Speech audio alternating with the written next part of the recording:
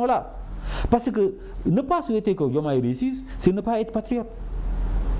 Ne pas souhaiter que Diomaye réussisse, c'est ne pas être patriote. Vous pouvez répéter ça? Est-ce que vous pouvez répéter ça? Vous dites? Ne pas souhaiter que Diomaye réussisse, c'est ne pas être patriote. Tous les Sénégalais doivent souhaiter quelque régime que ce soit, que ce régime réussisse, parce que c'est pour l'intérêt des Sénégalais. Il y a des gens qui ne souhaitent pas que Diomaye réussisse. Je ne le sais pas. Moi, je donne nous la position de Fagaro. Nous souhaitons, et je l'ai déclaré la dernière émission que j'ai faite, j'ai dit que nous ne sommes pas là pour diviser qui que ce soit. Nous voulons que les gens se mettent ensemble et travaillent pour la nation. Nous ne sommes pas pour un parti-État. Nous sommes pour l'unité de la nation sénégalaise. Même quand on est au pouvoir, on doit discuter avec l'opposition. Parce qu'en réalité, nous ne sommes pas des ennemis, je vous l'ai dit tout à l'heure. Et malheureusement, au Sénégal, on élève les contradictions politiques au niveau ennemi. On se déteste à la limite. Ça, ce n'est plus de la politique. C'est pas parce que je ne suis pas d'accord avec vous que je suis contre vous. Ça n'a pas de sens. On n'est pas d'accord pourquoi? Ce n'est pas pour des questions subjectives, mais pour des questions objectives. On n'est pas d'accord sur des idées, sur des orientations, sur une vision stratégique. Mais parce que ton visage ne me plaît pas, je ne suis pas d'accord avec toi, ce n'est plus de la politique. C'est quoi? C'est du subjectivisme. On ne doit pas se détester, on n'est pas des ennemis. Même les ennemis se mettent autour d'une table pour discuter. Donc quand on est président de la République, il faut avoir la posture de Diomaye, s'élever au-dessus des contradictions au niveau du peuple et de la politique, savoir qu'on est le père de la nation, qu'on dirige le Sénégal pour tous les Sénégalais et non pas pour une partie des Sénégalais, qu'au Sénégal qu'il n'y ait pas des citoyens entièrement à part, que tous les Sénégalais se valent, et que le président de la République doit utiliser tous les Sénégalais, rassembler tous les Sénégalais pour développer ce pays. Il y a des urgences nationales dans ce pays. Une question.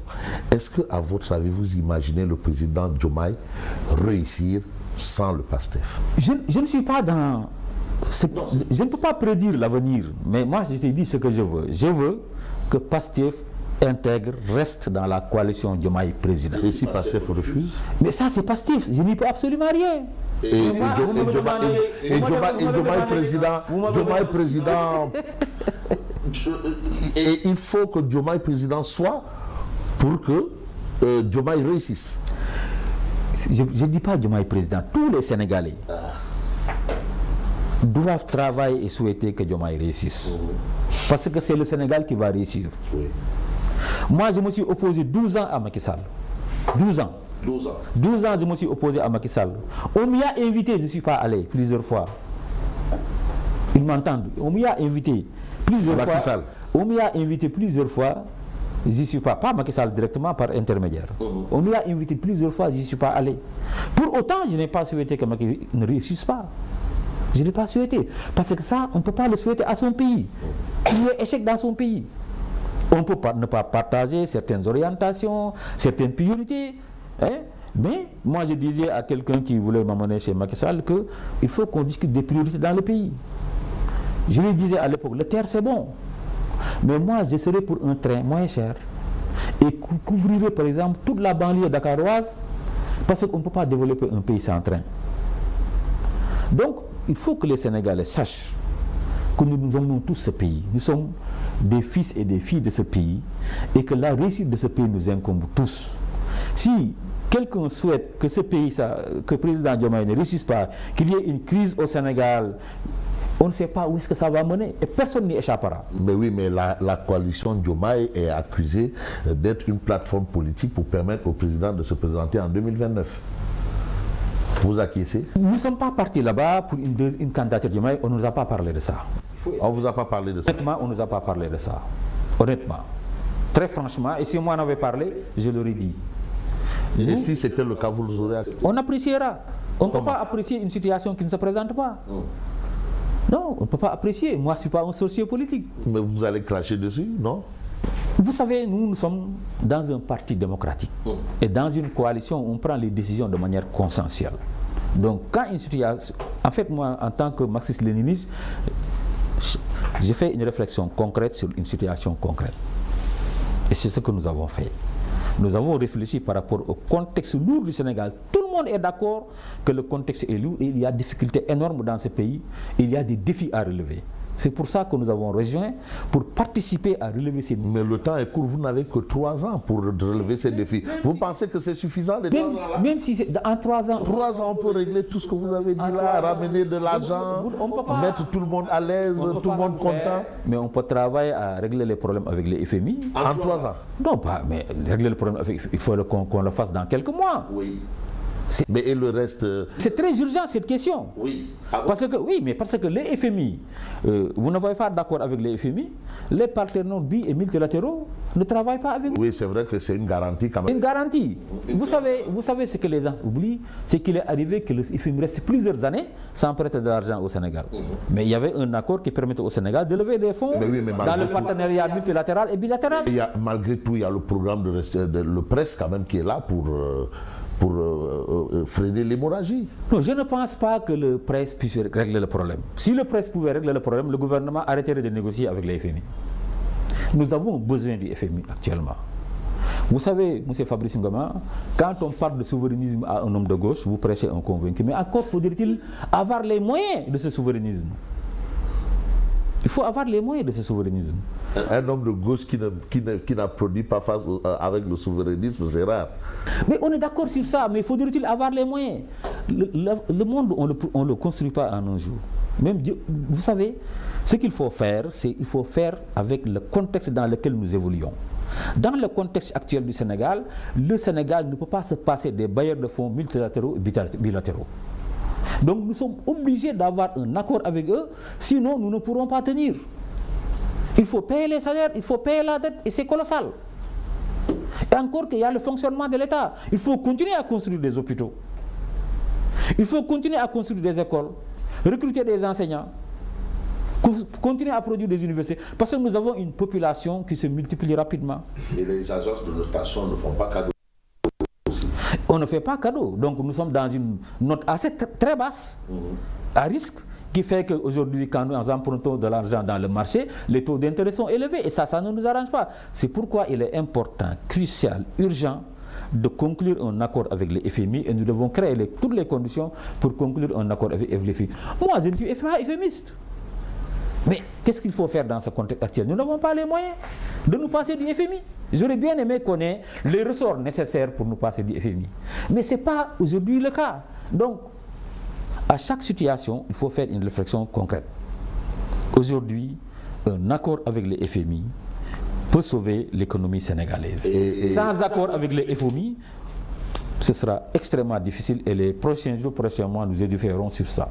Donc, Diomaye président aura comme mission d'essayer de rétablir cet ordre normal des choses, c'est ça? Non, ce n'est pas Diomaye président, ça c'est l'État. Oui. C'est le président de la République. Oui. Vous savez, Patrice, vous êtes d'accord avec moi qu'un président de la République ne peut pas gouverner sans appareil politique. Mais il a déjà le PASTEF. Mais s'il n'avait que le PASTEF, vous savez, quel est le parti politique? Macky Sall n'a pas gouverné qu'avec l'APR. Non, le PASTEF. Il n'avait pas comme appareil politique que l'APR. Mais le PASTEF. Abdoulaye Wade avait un PDS très fort. Oui. Il n'a pas gouverné qu'avec le PDS. Il n'avait pas comme appareil politique que le PDS. Fabrice, Abdoulaye Wade avait la CAP 21. Moi, j'étais le plénipotentiaire de la LD dans la CAP 21. Et dans la CAP 21, il y avait des contradictions majeures. Abdoulaye Wade nous rencontre régulièrement, je me rappelle d'ailleurs dans ces rencontres très intéressantes avec le président de la République au Palais de la République.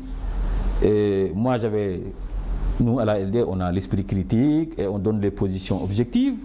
Je me rappelle chaque fois qu'on posait le débat, quand je levais la main, si j'étais à gauche du président, le président il regardait à droite. Il ne voulait pas regarder ma main. Et chaque fois, j'étais obligé de faire comme ça pour qu'il me regarde et me donne la parole. Parce que j'avais un avis critique de la situation qui est la ligne de notre parti. Mais parce qu'il vous connaissait pour avoir organisé des grèves à l'université. Mais on le faisait dans l'intérêt. Parce que ce sont ces grèves-là qui ont augmenté les bourses.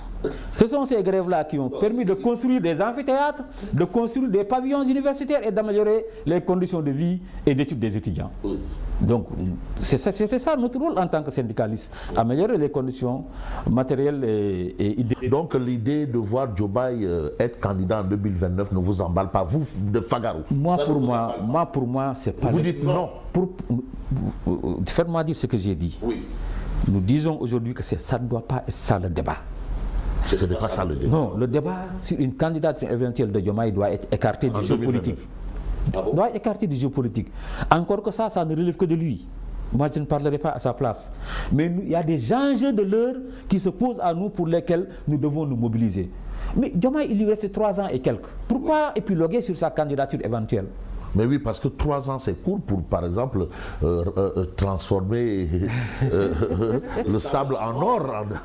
Oui, mais le sable en or, le sable regorge de minéraux qui peuvent être transformés en or. Ce n'est pas un problème. Il suffit de chercher et de trouver. C'est ça. L'or est caché dans le sol. Hein? Oui. Donc, il suffit de chercher et de trouver. Et en moins d'1 mois, on peut trouver de l'or et le transformer. Mais comment vous voyez la situation économique du Sénégal? Vous avez déjà évoqué ça tantôt et vous nous disiez même que dans les mois à venir, ce ne sera pas gai. Vous voyez, nous sommes engagés dans la coalition Diomaye tout en étant conscients des difficultés auxquelles notre pays est confronté. Mais nous ne fuyons pas devant nos responsabilités. Nous ne cherchons pas des intérêts personnels, nous cherchons l'intérêt du Sénégal parce que depuis que nous faisons de la politique, nous n'avons pas eu de poste nominatif ou électif. On ne nous a jamais nommés par décret ou par quoi que ce soit. Et pourtant, ça ne nous empêche pas de continuer à travailler pour notre nation. Nous voulons que... Nous constatons tous, hein, tout le monde le constate, la situation économique est extrêmement difficile. Les entreprises ont des difficultés. L'État même a accepté que la situation est difficile. L'État même l'a accepté. C'est pourquoi nous discutons avec les FMI sans pour le moment parvenir à un accord. Mais nous souhaiterions que l'accord intervienne le plus rapidement possible parce qu'il y a des entreprises qui ferment à cause de cette situation. Les entreprises de BTP que je connais mieux pour y avoir travaillé parce que je suis un expert qualité sécurité environnement du BTP, j'ai participé à l'édification des plus grandes infrastructures dans ce pays en tant que consultant, mais aussi en tant qu'employé quand j'étais dans le groupe Eiffage. Donc je connais bien les infrastructures et je connais mieux ce milieu-là. Et c'est un milieu dans lequel les entreprises ferment, ont des arriérés de salaire. Je vois des ingénieurs de travaux de 15 ans, 20 ans d'expérience qui sont au chômage. Mais c'est une situation extraordinaire. C'est une situation extraordinaire à laquelle il faut mettre fin rapidement. Les usines de ciment ont vu leur production chuter parce qu'ils travaillent. Vous savez, ce n'est pas le commun des Sénégalais avec nos constructions-là qui consomment ce que produisent les usines de ciment, mais c'est le marché des BTP, c'est les chantiers. C'est ce qui sont dans les hydrocarbures, la même chose. Les grandes ventes, c'est dans les chantiers. Donc tout cela s'effrite. Il y a des Sénégalais qui ont des enjeux de centaines de millions qui liés aux entreprises de BTP à partir de prêts bancaires et qui les ont arrêtés aujourd'hui et ils doivent payer les banques. Il y en a qui ont loué des camions bennes, qui ont acheté des camions bennes pour ça, qui sont arrêtés. Allez dans les zones où il y a les carrières de basalte, tout est à l'arrêt. Il n'y a même plus d'appel d'offres. Voilà, c'est toi-même qui le dis. Il y a presque plus d'appel d'offres. Patrice, il y a au moins 150 000 Sénégalais qui ne travaillent plus dans le secteur du BTP. 150 000. Oui, si vous considérez que chaque personne a 10 dans une famille, ça fait 1 500 000 Sénégalais. Et ça ne peut pas ne pas impacter l'économie sénégalaise parce que l'économie c'est un tout. Si vous arrêtez un secteur, ça va se répercuter sur tous les autres secteurs. C'est pourquoi moi je souhaiterais